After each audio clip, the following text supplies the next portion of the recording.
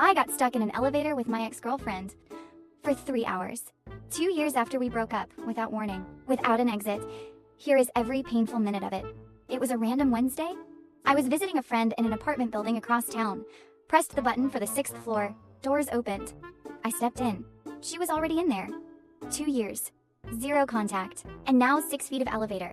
We both said hi at the exact same time, then both looked at our phones at the exact same time. The doors closed. The elevator moved for approximately 4 seconds, then stopped completely. The button panel flickered. The display went blank. We were stuck. For the first 45 minutes, we communicated entirely through size and phone screen brightness changes. I pressed the emergency button. She called building management.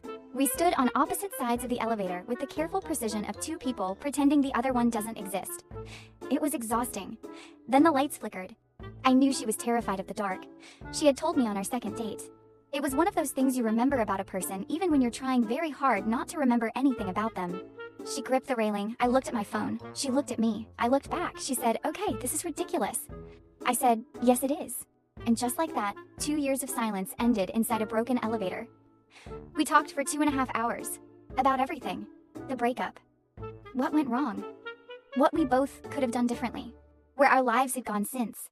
Somewhere around hour 2, I found out she had moved to my neighborhood 8 months ago, worked 3 blocks from my office, used the same coffee shop every single morning.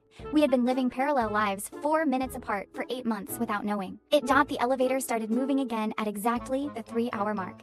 We exchanged numbers, not romantically, just 2 people who spent 3 hours being completely honest with each other and came out the other side as actual friends. We still get coffee sometimes in our coffee shop. It's a little weird. It's also kind of perfect. Subscribe for more. Drop your most awkward run-in story in the comments.